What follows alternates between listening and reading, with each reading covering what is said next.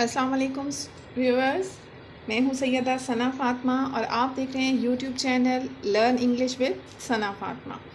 Students, जैसा कि आप जानते हैं, अपनी हर वीडियो में मैं कोशिश करती हूं इंतहाई सादा अंदाज़ और आसान ज़बान में आपको बहुद्दीन ज़िक्रिया यूनिवर्सिटी के सिलेबस के मुताबिक तैयारी करा सकूं।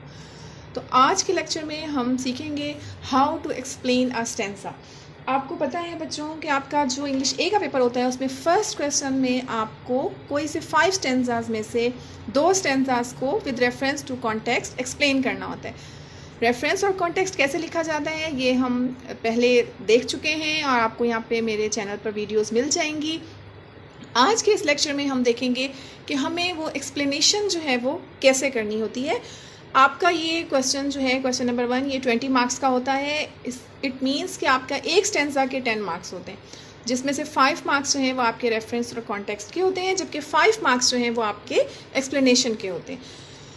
तो पहले हमें ये देखना है कि एक्सप्लेनेशन किसे कहते हैं, एक्सप्लेनेशन है क्या चीज़। एक्सप्लेनेशन को उर्दू में हम तशरीह करना कहते हैं। तशरीह मीन बात की वजाहत करना, बात को खोलना। ठीक है, तशरीह इशरा से निकला जिसका मतलब होता है बात को खोलना, खोल कर बयान करना। तो इंग्लिश में हम कह सकते हैं कि एक्सप्लेनेशन इज बेसिकली एलैबोरेशन। ठीक है, और क्लैरिफिकेशन, क्लैरिफिकेशन जैसे होता है ना, हम अपना वजाहत देते हैं तो बेसिकली हम वहाँ पे क्लैरिफाई कर रहे होते हैं। और इसी तरीके से हम अपने जो गिवन लाइंस हैं उनको एलाबरेट कर रहे होते हैं, हम उनको वजाहत के साथ जो है वो बयान कर रहे होते हैं। तो इसको हम कहते हैं एक्सप्लेनेशन। एक चीज़ बेटा जो यहाँ पे मैं आपकी तवज्जो दिलवाना चाहती हूँ, आप स्टूडेंट्स अक्सर ये मिस्टेक कर देते हो कि एक्सप्लेनेशन के स्पेलिंग में आई नहीं आता। यहाँ देखिए मैंने लिखा है how to explain a stanza. Explain में आई आता है लेकिन एक्सप्लेनेशन में आई इस्तेमाल नहीं होता, क्योंकि एक्सप्लेन इज़ अ वर्ब। ठीक है, और उसमें जो है हम आई इस्तेमाल करते हैं। एक्सप्लेनेशन एक नाउन है और जिसका मतलब है कि ये एक यानी प्रोसेस है, एक प्रैक्टिस है। ठीक है, एक्सप्लेन करने की प्रैक्टिस को जो है, एक्सप्लेन करने के प्रोसेस को जो है वो एक्सप्लेनेशन कहा जाता है। तो आपने इसके स्पेलिंग को फोकस करना है। पेपर में आप इसको मार्कर से लिखोगे, स्पेलिंग आपने बिल्कुल ठीक लिखने हैं, साथ आप कोलन लगाएंगे और इसको अगर आप अंडरलाइन करना चाहें तो भी ठीक है, अगर ना करें तो भी ठीक है। एक्सप्लेनेशन में कुछ बातें जो हमें ख्याल करनी है, जो आप स्टूडेंट्स अमूमन मिस्टेक्स कर देते हैं। पहली बात बेटा जो आपने अपने जहन में रखनी है वो ये है कि आपने सिर्फ वो लाइंस अपनी एक्सप्लेनेशन में ऐड करनी हैं जो आपकी गिवन लाइंस पेपर में दी गई हैं। ठीक है ना, जो स्टेंजा आपने सिलेक्ट किया है, जो स्टेंजा आपने चुना है उसको एक्सप्लेन करने के लिए, उसमें जाहिर है 3 लाइंस होंगी, 4 लाइंस होंगी, 5 या 6 लाइंस होंगी। आपके जो बुक में शामिल हैं पोइम्स उनमें ज़्यादातर जो है 4 लाइन स्टेंजा ही हैं। तो आपको जो पेपर में स्टेंजा दिया गया है उसमें जो 4 लाइंस दी गई हैं, आपने सिर्फ उन्हीं को ही अपनी एक्सप्लेनेशन में एक्सप्लेन करना है। ठीक है, उन गिवन लाइंस से पहले अगर आपने पोइम पूरी तैयार की हुई है, अगर आपने उसकी पूरी समरी या क्रिटिकल एप्रिसिएशन के लिए याद की हुई है, या आपको उस पोइम का पूरा ट्रांसलेशन आती है, तो फिर भी आपने वो अपना नॉलेज पेपर पर खाम खामे नहीं लिखना। उन लाइंस से पहले जो बात हुई हुई है वो हम कॉन्टेक्स्ट में लिख देते हैं। ठीक है ना, जो हमारा स्टेंजा हमें दिया गया पेपर में और हम उसको एक्सप्लेन करने लगे हैं, उस स्टेंजा से पहले अगर फॉर एग्जांपल वो 3rd स्टेंजा है पोइम का, तो पहले जो 1st और 2nd स्टेंजा में बातें वो तो हम अपने कॉन्टेक्स्ट में लिख देंगे ना। ये बातें मैंने आपको बताई थी, आप अगर वीडियो देखोगे, चैनल को नीचे स्क्रॉल करोगे तो आपको ये वीडियो मिल जाएगी कि how to write reference and context. तो हम ये इस लाइन से पहले वाली बातें अपने कॉन्टेक्स्ट में लिख चुके होते हैं, और जो हमारा गिवन स्टेंजा है उसके बाद वाली बातें भी हमने इंक्लूड नहीं करनी है, क्योंकि वो बातें अभी हमसे किसी ने पूछी नहीं है। ठीक है, हमें सिर्फ उन्हीं 4 लाइंस को एक्सप्लेन करने का क्या है और हमने सिर्फ उन्हीं 4 लाइंस तक अपने आप को महदूद रखना है। ठीक है बेटा, I hope this point is clear. Second बात जो हमें ख्याल रखनी है कि हमें सिर्फ प्रेजेंट इंडेफिनिट टेंस यूज़ करना है। आप में से बहुत स्टूडेंट्स जो हैं वो कॉन्टिन्यूस टेंस इस्तेमाल कर देते हैं। ठीक है, आईएनजी लगा के, हेल्पिंग वर्ब लगा के और आईएनजी वाला टेंस इस्तेमाल कर देते हैं, या पास्ट टेंस इस्तेमाल कर देते हैं कि जी जब ये पोइम लिखी गई थी तो वो तो बहुत, क्योंकि पास्ट इवेंट है और पुरानी बात हो गई है तो मैं पास्ट टेंस लगा दूं या मैं आईएनजी लगा दूं। कि अगर वर्ड्सवर्थ जो है वो फॉर एग्जांपल लूसी ग्रे की हम बात करते हैं, आपकी फर्स्ट पोइट का फर्स्ट पोइम है, तो उसमें हम कर देते हैं कि जी he was going he was crossing a forest या he was going through a forest, तो हम वॉज गोइंग नहीं लगाएंगे, ठीक है। हमने क्या सिर्फ प्रेजेंट इंडेफिनिट टेंस इस्तेमाल करना होता है, क्योंकि एक्सप्लेनेशन जो है वो हमारा एक कमेंट होता है, एक हमारा तबसरा होता है, और इसमें हम क्या करेंगे, जो हमारे ता ती ते वाला टेंस होता है जिसमें हमारा बगैर हेल्पिंग वर्ब के हम फर्स्ट फॉर्म वर्ब की यूज़ करते हैं और एस या ई एस का इजाफा करते हैं ही शीट वगैरह के साथ, तो सिर्फ हमने प्रेजेंट इंडेफिनिट टेंस यूज़ करना है, ठीक है बेटा। और तीसरी बात जिसका हमने ख्याल रखना है कि आपने सिर्फ थर्ड पर्सन प्रोनाउन यूज़ करना है। इट मीन्स कि आप सिर्फ ही शी दे यूज़ कर सकते हैं, इट यूज़ कर सकते हैं, लेकिन आपने कभी भूल के भी जो है वो आई यूज़ नहीं करना। जो फर्स्ट पर्सन प्रोनाउन है आई या वी, ठीक है, वो हम यूज़ नहीं कर सकते। अगर शायर ने अपनी पोइम में आई लिखा हुआ भी है, क्योंकि वो तो अपनी बात कर रहे हैं ना, अगर आप अपने पेपर में आई लिखोगे तो वो आपकी बात हो जाएगी, वो शायर की बात नहीं हो जाएगी। आप तो शायर की बात बता रहे हो ना, तो इसलिए आपने हमेशा थर्ड पर्सन प्रोनाउन यूज़ करना है। तो ये 3 बेसिक बातें हैं जिनका आपने लाजमी ख्याल रखना है, और अमूमन स्टूडेंट्स जो हैं वो इनमें मिस्टेक कर देते हैं और अपने मार्क्स जो हैं वो कटवा लेते हैं। अब ये देखने के बाद हमारा नेक्स्ट स्टेप है कि हमने एक्सप्लेनेशन करनी कैसे है। तो ये जो मैंने सेकंड हेडिंग बनाई है, steps to write explanation. Basically आप देखोगे यहाँ पे मैंने जो है वो नंबरिंग दी हुई है, मैंने यहाँ पे पॉइंट्स बनाए हुए हैं। बेटा आपने पेपर में नंबरिंग नहीं करनी, आपने पेपर में पॉइंट्स नहीं बनाने, आपने पेपर में फर्दर हेडिंग्स नहीं बनानी। सिर्फ आपने ये एक हेडिंग जो है एक्सप्लेनेशन वाली, सिर्फ ये एक हेडिंग लिखनी है, उसके अलावा आपने जो है वो कोई हेडिंग नहीं बनानी है। आप अपनी एक्सप्लेनेशन की मेन हेडिंग मार्कर से लिखकर बाकी आपने पूरी एक्सप्लेनेशन जो है वो एक सिंपल पैराग्राफ की शक्ल में लिखनी है। यहाँ पे नंबरिंग देना या यहाँ पे पॉइंट्स की शक्ल में लिखने से मेरा मकसद सिर्फ इतना है कि आप लोगों को बात जो है वो आसानी से समझ आ जाए, ठीक है। तो जब हम एक्सप्लेनेशन करना शुरू करते हैं तो पहली चीज़ तो ज़ाहिर है यही है कि हम उस स्टेंजा को जो है वो पढ़ेंगे और हम ये कोशिश करेंगे कि उस स्टेंजा में इस्तेमाल होने वाले हर वर्ड का मतलब हमें आता हो, उसका सिनोनिम एटलीस्ट हमें आता हो, उसका मतलब मुतबादिल लफ्ज़ जो होता है, जो मुतरादिफ हम उर्दू में कहते हैं सिनोनिम्स को, वो हमें पता हो, ठीक है। तो जब हम उस पोइम को पढ़ेंगे, स्टेंजा को पढ़ेंगे, और हम उम्मीद करते हैं कि हमें उसमें इस्तेमाल होने वाला हर वर्ड जो है वो आता होगा, हर लफ्ज़ का मतलब जो आता होगा, तो हमने पहला ये देखना है कि हम लाइन बाय लाइन भी कर सकते हैं एक्सप्लेनेशन, और हम ओवरऑल एक स्टेंजा की भी कर सकते हैं एक्सप्लेनेशन, ठीक है ना। अगर ये ज़्यादा मार्क्स की होती तो ज़्यादा अच्छा होता कि हम एक एक लाइन को चुनते जाते और उसकी एक्सप्लेनेशन करते जाते, लेकिन जाहिर है कि आपका 5 मार्क्स का है और 4-5 लाइन्स होती हैं, तो हम उनको एक एज अ होल भी जो है उनकी एक्सप्लेनेशन कर सकते हैं।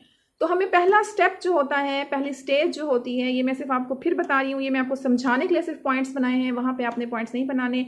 तो पहली चीज़ जो हमने लिखनी होती है वो हमने ये होता है कि व्हाट इज सेड, ठीक है। हमने ये देखना होता है कि उस स्टेंजा में क्या कहा गया है, जो हमें लाइंस दी गई हैं एक्सप्लेन करने के लिए, उन लाइंस में देखो हमने पूरी पोइम को नहीं फोकस करना है, ठीक है। हमने ये नहीं देखना है कि पूरी पोइम में क्या कहा गया है, हमने सिर्फ ये फोकस करना है कि वो जो 4 लाइन्स हमें दी गई हैं उसमें शायर ने क्या कहा है, ठीक है।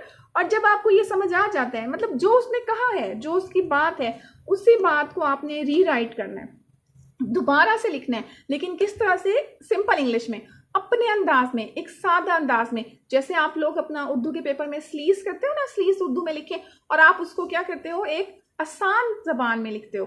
तो उसका तरीका क्या है कि उस स्टेंजा में इस्तेमाल होने वाले हर वर्ड, जिस वर्ड का भी आपको सिनोनिम आता है, ठीक है ना, उसका आपको एक मुतरादिफ वर्ड आता है, तो आपने क्या करना है कि उस स्टेंजा में इस्तेमाल होने वाले वर्ड को तब्दील कर देना है उसके सिनोनिम से। और जाहिर है पोइट्री का एक अपना अलग स्टाइल होता है, पोइट्री की अपनी एक अलग ज़बान होती है, तो आपने वो पोइटिक स्टाइल, उसकी जो है पोइटिक डिक्शन जो है उसका, वो आपने ख़त्म कर देना है, और उसकी जगह आपने क्या करना है, एक सिंपल अंदाज में, सिंपल स्टाइल में आपने उसको रीराइट करना है, ठीक है। जो बात कही गई है वही की वही बात आपने दोबारा लिख देनी है, लेकिन अपने अंदाज में। दूसरी स्टेज या दूसरा मरहला जो होता है वो हमने क्या करना है, हमने ये देखना है कि जो बात कही गई है उसका मतलब क्या निकलता है।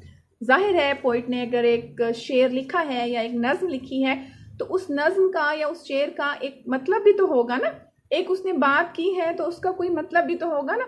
जब वो लूसी ग्रे को कहते हैं कि she is a living child, तो ये तो सीधी बात है कि she is a living child. तो ये तो पहले हमने इसको रीराइट करना है सादा अंदाज में कि उसने कहा है कि लूसी जो है वो एक लिविंग चाइल्ड है। ये तो एक वो बात हो गई ना जो उसने कहा है, वैसे कि वैसे हमने उसको लिखना है लेकिन अपने अंदाज में, वही बात वैसी की वैसी लिखनी है लेकिन अपने अंदाज में।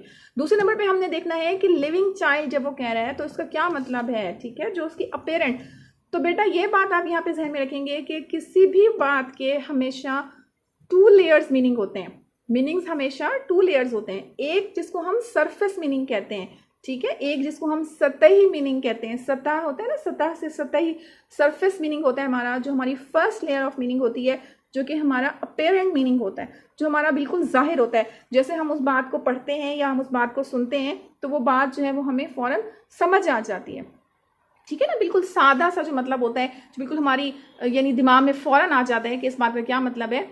तो ये होता है हमारा फर्स्ट लेयर ऑफ मीनिंग। तो हमने फिर ये देखना है कि जो बात उसने कही है उसका मतलब क्या निकलता है। तो फिर हमने क्या करना है कि हमने उस मीनिंग को लिखना है। पहले तो हमने उसी बात को लिख दिया ना अपने अंदाज में, फिर हमने उसका वो मीनिंग लिखना है जो हमें अपेरेंटली नज़र आ रहा है, जो हमें सतह पे नज़र आ रहा है, जो हमें बिल्कुल सामने नज़र आ रहा है।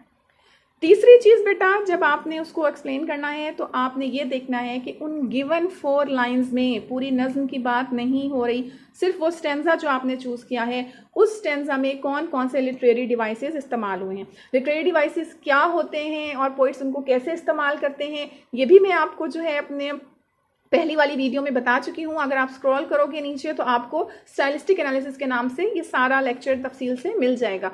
तो आपको पता है कि there are so many devices that the poet use to enhance the beauty of their poem.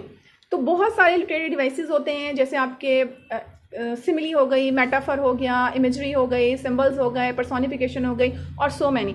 तो हमें ये देखना होता है कि सिर्फ उन गिवन 4 लाइंस में कौन सी लिटरेरी डिवाइसेस या टेक्निक्स जो हैं वो पोइट्स ने इस्तेमाल की हैं। तो हमने उनको डिवाइसेस को डिस्कस भी करना होता है और उनको हमने थोड़ा सा एलाबरेट भी करना होता है, उनका आपस में कनेक्शन भी बनाना होता है, उनका मीनिंग्स के साथ कनेक्शन बनाना होता है कि जो उसने डिवाइस इस्तेमाल की है उसका मीनिंग क्या निकलता है, कौन कौन सी की हैं, किस तरीके से खूबसूरती से की हैं। ये भी हमारी एक्सप्लेनेशन का 3rd स्टेप होता है।